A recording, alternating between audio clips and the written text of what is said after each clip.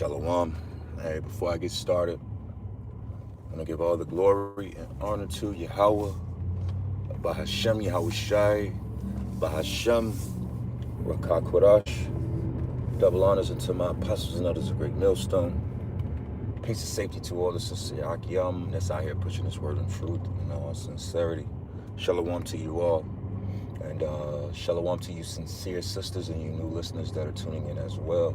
Shalom to you all. Back at it again. 144, all praise Yahweh. Back at it again.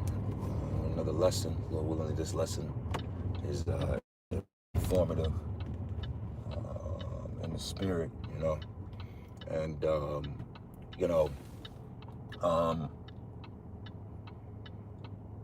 just another, we're almost out of August. Hey, shalom, shalom. And, it's a lot of stuff going on, man. It's a lot of, wars and rumors of, specifically rumors of wars.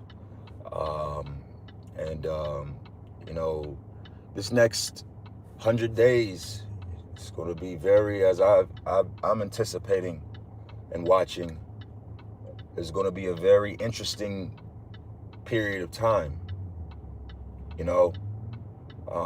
This economy is contracting. It's shrinking. You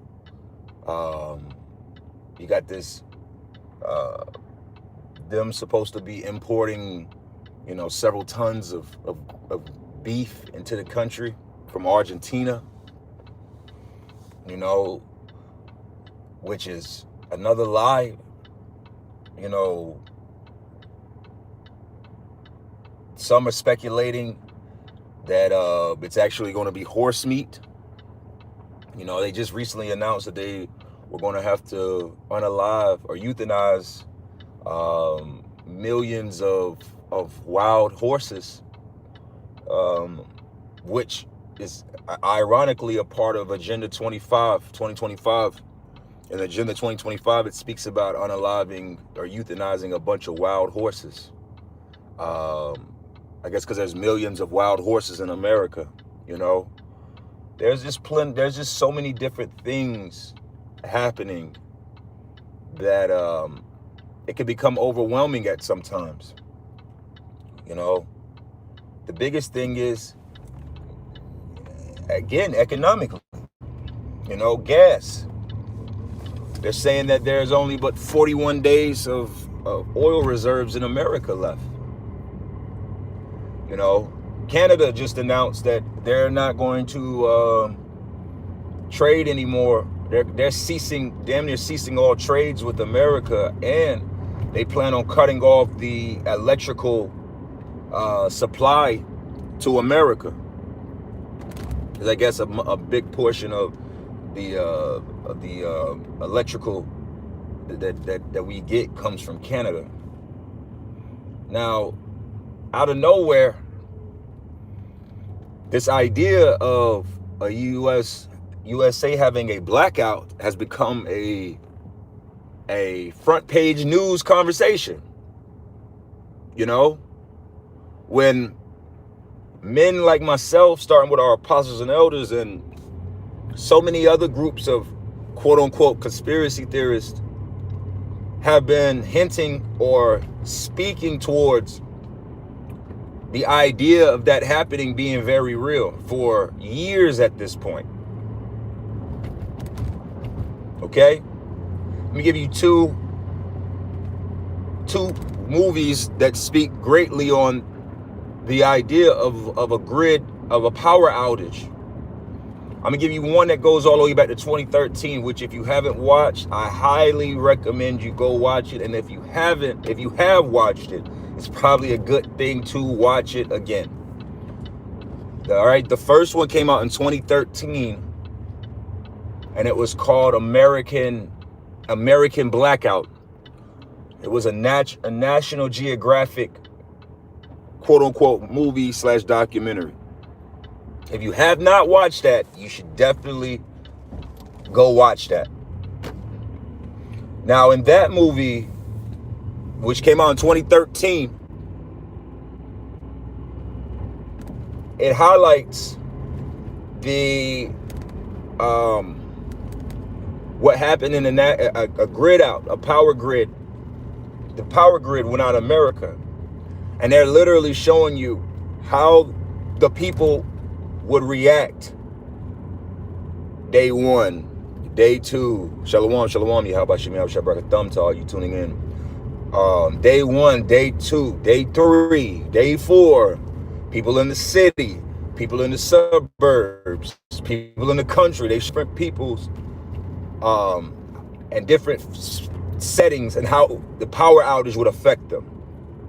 Now that one is a good one because it literally shows you that the elite, or the people that did that documentary, mind you, this is the National Geographic. This is not some stupid, this is not BET. You know what I'm saying? This is not MTV. This is probably more based off of a study and statistics and things of that nature.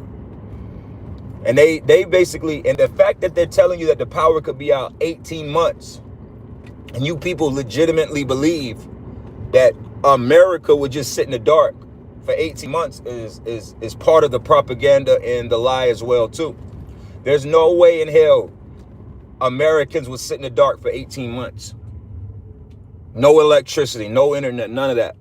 I don't even think that, I go as far as to say, I genuinely don't believe that people could do 18 hours, let alone 18 months. I would bet my money on 18 hours or 18 days before I put my money on 18 months. See, here's the kicker. And I'm going to speak on the other movie too. Now there's plenty of scriptures that speak about, people being cast out of their house, second Ezra. There's all types of scriptures about, the darkness and things of that nature. So the fact of having no lights is a very real possibility. The scriptures say, work that work while it is day. For the night shall come when no man shall work. All right. So again, the fact of us being in the dark is not far-fetched. Okay. Now, here's another thing that people are not considering. When you think about the electrical grid going down and you kind of compare it to Indiana and what's going on in Gary, Indiana. Gary, Indiana, at this point, I believe today makes 2 complete weeks that they have been sitting in the dark. They've been in the dark for 2.5 weeks 2 weeks at this point. Now, for most people, your mind just looks at that. And I'm going to tell you what gives the people in Gary, Indiana, and surrounding areas that are dealing with electrical outages hope is the fact that the rest of the country has power. You see, when you are in Indiana, unless you could leave possibly and just go to Ohio and you be in electricity. You could leave Indiana and go to Pennsylvania and be in electricity. You can go to another city and be in electricity. You see what I'm saying? Like, so the idea of being in full darkness is not necessarily a thought or something that people have had to actually deal with. These have been closed networks of power outages, and you just got to deal with that, although it may be uncomfortable. No different than a city having to deal with when a hurricane passes through, or flooding, or whatever. But a national outage, the whole country, that makes it a little different. Well, it makes it a lot different. Okay? It makes it a lot different. Trust me. Now, in that movie, American Blackout, they give the people roughly about 4 smooth days. Because the first day is basically a party day. It's an inconvenience. It's a party day. It's just like, oh, well, we don't got to go to work. Okay? We don't got to go to work. Then the next days are everybody is spending most of their time trying to figure out what the hell is going on. This is all within the first week. You're cooking out, everybody can stay in a positive mind frame. You just light up the grills. The neighbors light up the grills. You walk down to the gas station. You go get ice. Basically, it all turns into one big block party within the first, 1 to 4 days, right? That's what happens. Turns into just a big block party until you get to the point of everybody starts to lose. They're losing resources. They don't have the food and the meat and things of that nature anymore. So then the true fear kicks in. True concerns kicks in. That's what happens between days 4 and day 7, as according to this movie.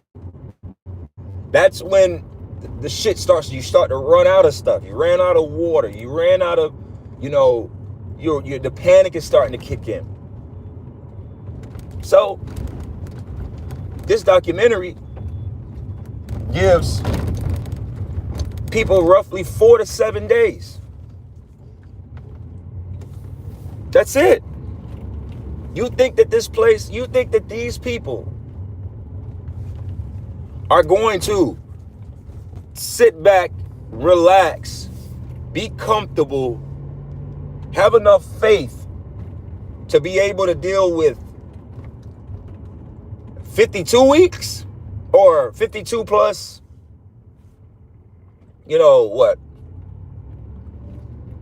what's half of 52? Let's just say 20, 25, give or take. So 25 plus 52. Let's just say about 75 weeks. You think these people this is what this movie said in the first week. First 7 days, people are going to lose their shit. But you think people got 70 weeks? Come on, man. Now, let me speak to the other one. Let me speak to the other movie. Leave the World Behind. If you haven't watched that movie, you should probably go watch that movie. If you have watched that movie, you should probably go watch it again. Okay? Leave the World Behind is a movie that goes into the grid shutting down and the effects of the grid shutting down. Okay? Come on, man. That shit on the...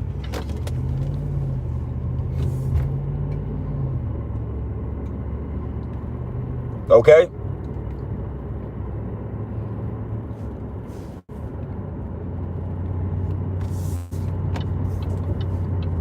Everything now is just hinting and speculating at the power going out. Even you got Trump speaking online on his doing speeches speaking on. Okay? This is something serious, y'all. Now, again, we have to wait upon the Lord to guide us. Because I'm gonna be quite frank with you. If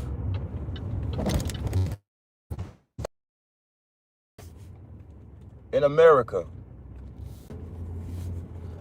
that's gonna change everything. That's gonna change everything. That's gonna change how everybody deals with said issues. Okay? These buildings, these places you live at, your neighbors, your jobs, everything is going to drastically change when people realize what they're in. That's why I say, you go back and watch those two movies that I just listed, because they give you a actual insight on what it would look like. Okay? Another one that just came to mind. These are movies that, see, these movies give you insight. You know, you got to remember that these evil bastards deal with a concept called the method of revelation. They're going to tell you what they're going to do before they do it. Another one, Bruce Willis, what is that? Die Hard. It might have been the fourth one. Live Free, Die Hard.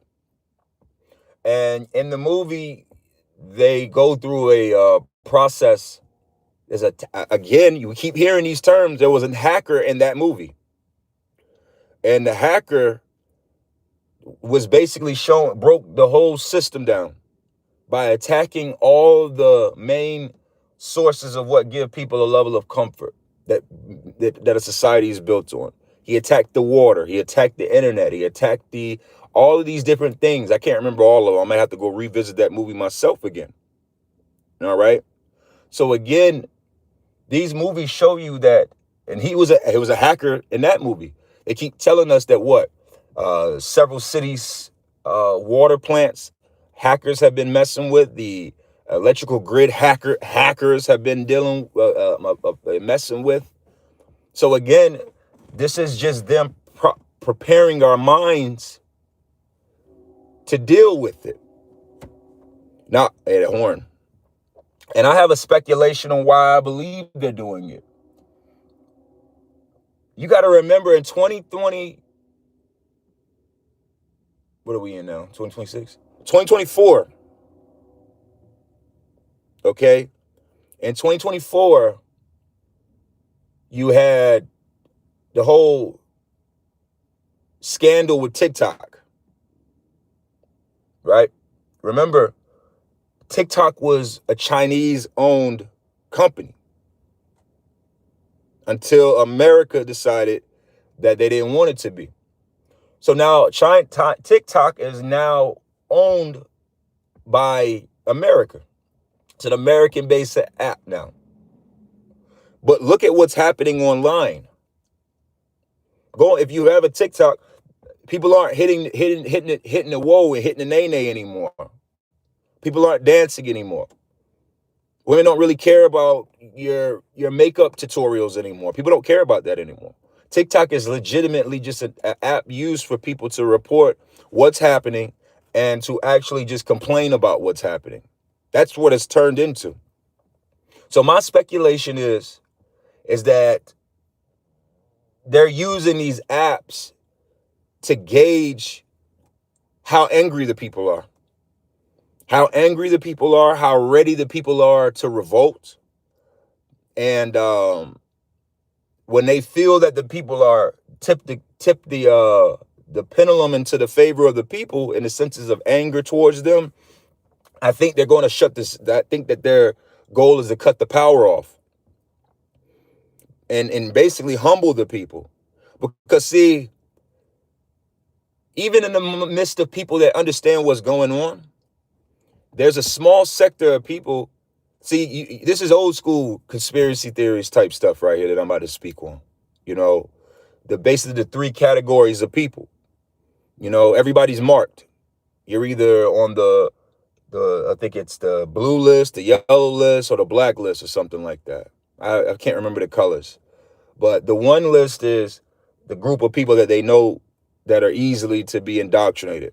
Just a little bit of fear, grab you up, throw you into a camp, and you'll submit to their will. And that's most of you people. Even the majority of you people that understand what's actually going on in the society, and you know that the society is against you. The majority of you don't have the heart, you don't have the ability to stand for yourself. So, and they know that. So when they apply that pressure on you, you're going to give in. You're going to sell out. You're going to take the chip. You're going to, even though you knew that this was a wicked society and all that good stuff, you're just going to still give in. Most of the people, matter of fact, what am I talking about? All you people that even know what's going on, if you're not part of the elect, you're going to give in because you weren't built to not give in. Okay? So that's the first group. They know that one group of you people are understand what's going on, but you're going to be easily affected. Okay. Then the second group are you people that just don't know what the hell is going on, and with a little bit of pressure, you're going to think, hey, the government is our best friend, and you're going to go right along with it. Okay. That's the second group. The third group is where a lot of people like myself are a part of. The group that they know that it's just a kill. It's just it's unalive on sight. That there's no breaking them. They already know, and they're against this, and they rather die than submit to this system. But that's a small sector. And I will say that there are people that aren't part of the elect that's part of that group. You got a lot of hard-nosed ex-military people out here, hard-nosed so-called white men. You got a lot of men and women out here that have fuck that attitude. I'll die before I give in to whatever it is that you think you about to bring to us. Okay? So they understand that what is a better way to bring people to their knees than to cut the power off? What would bring this nation to his knees and humble his nation quicker than the power? Food. But power and food go hand in hand. If you got food but no power, what good is the food? How long does your food last in your freezer? How long does your food last in your refrigerator if the power's been out a week? How do you cook that food? Most of you don't know how to cook food unless it's in a microwave. Most of you don't know how to cook food unless it's in an air fryer. Most of you don't know how to cook food, period. You don't know how to start a fire. How many of you own fire starter stuff in your house? Most of you aren't even thinking about the idea of having to prepare food outside. They know that. This is not rocket science. This is just simple. How do you bring a nation to people to their knees? That's why, again, leave the world behind. Go back and watch that movie. When the power goes out, that's going to be the greatest humbling thing ever. We're part of a society in the last several generations where it's just been, you've been literally trained to believe that you go to that switch outlet by your front door or by the door in your house, and you do that, and power goes on and power go off. All you got to do is just pay the bill.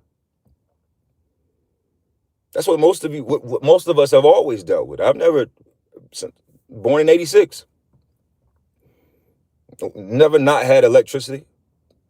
Now, you go through situations where you might be in a house and your power bill, you might not have been able to pay the power bill, and the power be out a couple of days or whatever the case may be, or, but that's still isolated, where it's like, oh, okay, the power in my house is off, but I still gonna go to work, still gonna make my money, go do those things.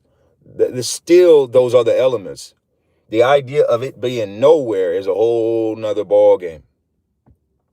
It's a whole nother ball game. And then they're talking about, like I said, there's about 40 days left of crude oil in America reserves.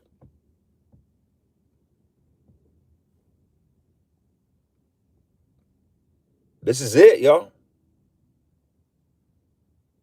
This is it. I was thinking about this the other day. I'm just, through the spirit, just rambling. Because, for those that are in the spirit, you already know scriptures are already coming in your head. If you don't, this is all prophecy. All right? Isaiah the 19th chapter speaks about Egyptians against Egyptians, brother against brother. You Americans are the new modern day Egyptians. America is Egypt. Revelation, the 11th chapter, tells us that this is spiritually Egypt and Sodom. So, how friendly is your neighbor when your neighbor only had a day's worth of food in their house, And we're going on, and the country's going on day 7 of no power. How friendly is your neighbor? How loyal is your woman? How loyal is your husband? How loyal is your family? How loyal are these people to you when they have to deal with an event as such?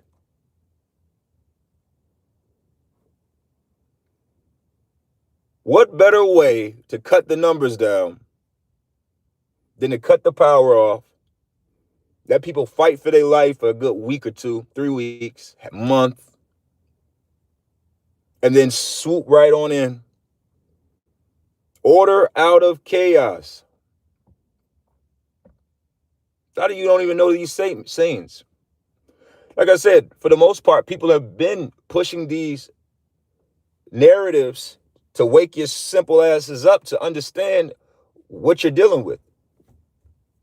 And they know, like I said, they understand greatly that the mass majorities of Americans are pussies, are bitch made. You know, as they say, your heart pump Kool-Aid. A lot of y'all, if shit hits the fan, you're gonna be like that white man in the Mist movie. If you haven't watched that, go watch that movie. A lot of you are gonna be like that. For those that don't know what happened in the Mist, well, in the Mist movie, just like with most white men, when the pressure gets too hard, they take out their revolver or their handgun and they pow, pow, pow, take out everybody. He took out everybody in the house, in the car, and ran out of bullets and couldn't take himself out. That's what's going to happen to most of you. Most of you are going to unalive yourselves. Quick. First few days. Most of you. You're not hardening up. You're not in preparing your mind for hardships. You're not dealing with hardships.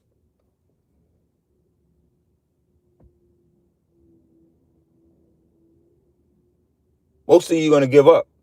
Most of you have already given up. You just haven't had the means or the reasons to fully go through with it because you just don't want to miss out. FOMO was the only reason a lot of you are alive still. You're afraid of missing out on whatever that is.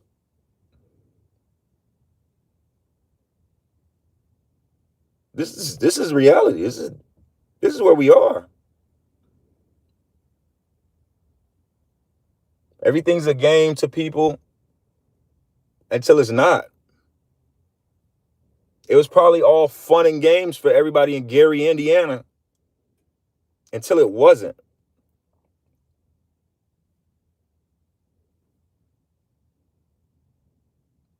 And then you got other cities dealing with power outages. I think Memphis is dealing with power outages right now. You got like 18 states that are at risk.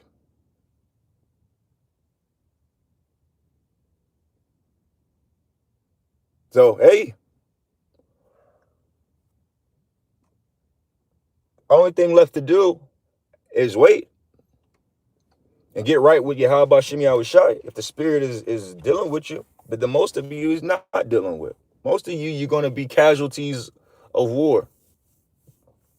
Most of you are just going to be the ones that are going to deal with this.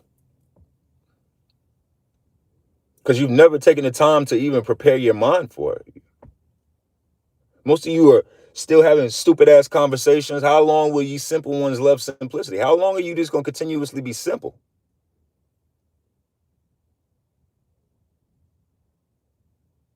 Caring about what you care with is bullshit. A lot of you are more concerned about the football season.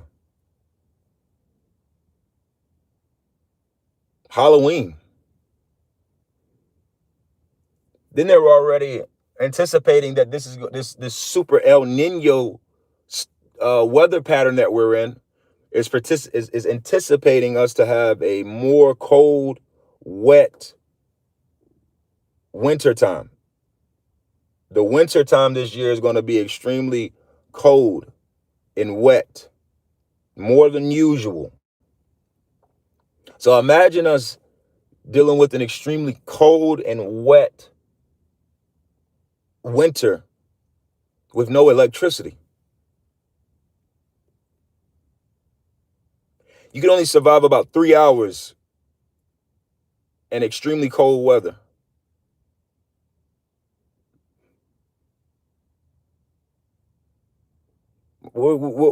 What do most of y'all know what to do? What would you like? These are the type of things that you should be preparing your mind for, thinking, going, considering. But a lot of you're not. You think I'm the crazy one. And all I'm doing literally is just reporting simply what's on the news. If you don't believe what I said about Canada, go look it up. If you don't believe what I said about the crude oil reserves running out, go look it up. You don't believe what I said about Trump speaking on even the grid being possibly vulnerable, go look it up. It just came out of nowhere.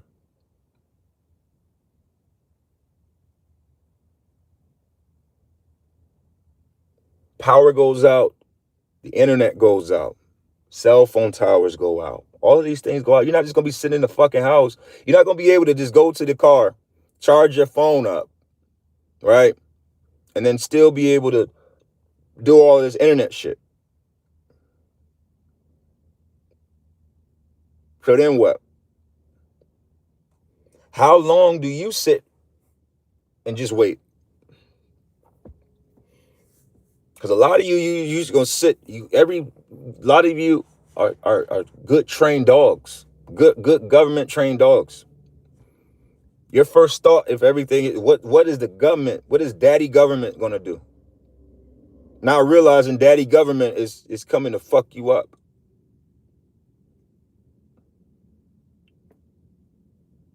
It was already. This is nothing new. When Katrina happened, they were saying military men were in them waters. Police was in them waters killing people. But a lot of you don't think that these things are possible.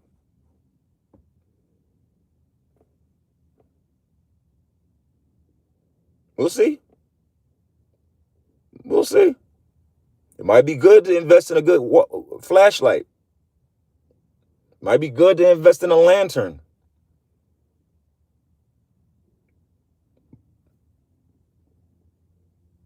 Might be good to invest in, some batteries, matches, lighters, candles. Might be good to invest in these things for what it's worth. Might be good to invest in a map of your city or your state so you can maneuver around if you ever have to get out there. Or not.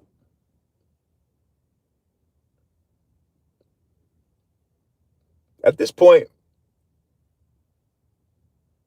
there are no more conspiracies. There are no more conspiracy theories. It's only conspiracy facts. That's why when this the power outage is going to be one of the most powerful things to happen in American history, and I pray it happens. Because then these videos we doing right here are no more. Famine of the word.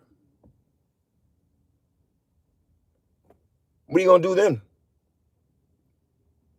What are y'all going to do when you can't? There's no more men speaking on these issues. How about beyond just the prophets of the Lord teaching the Bible? How about there's no more Alex Jones? There's no more Richie from Boston. There's no more Scott Rittners or these different individuals that speak on what the hell is going on in this place and giving you an insight. What are you going to do then?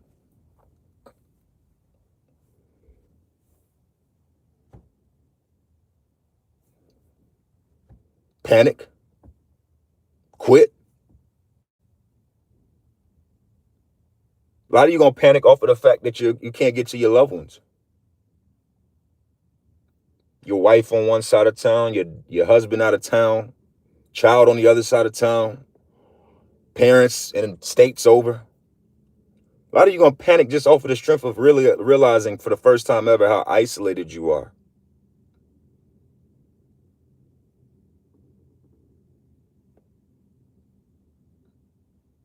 So we'll see. We'll see. I don't necessarily have a date speculated like it could happen, but it could happen anytime between now and the top of the year. It could happen between now and next spring. But I just think that You got to remember, Trump said years ago, this is the quiet before the storm. Those are his words. And people were like, what do you mean? She said, let's just enjoy this. This is the quiet before the storm.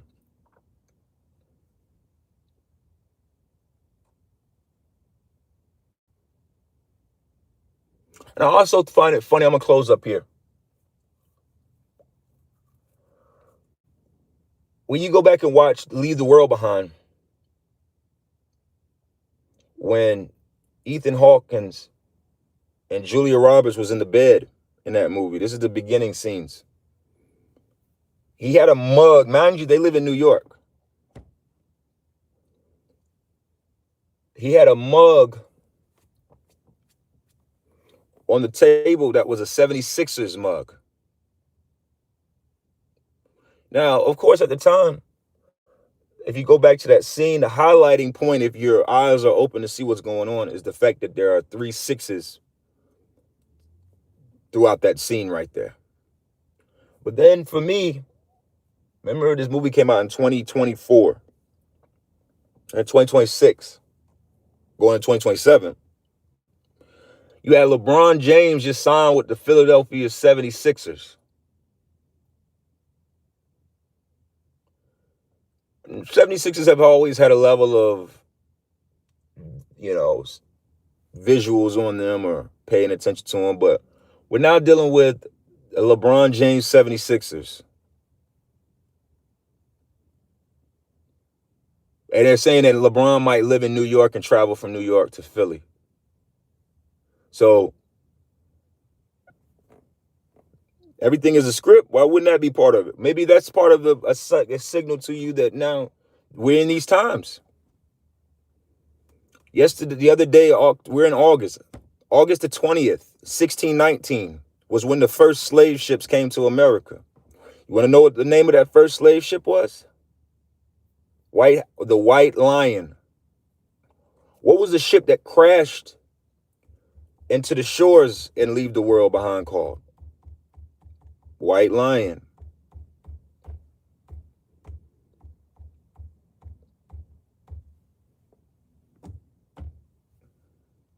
Who knows? Who knows?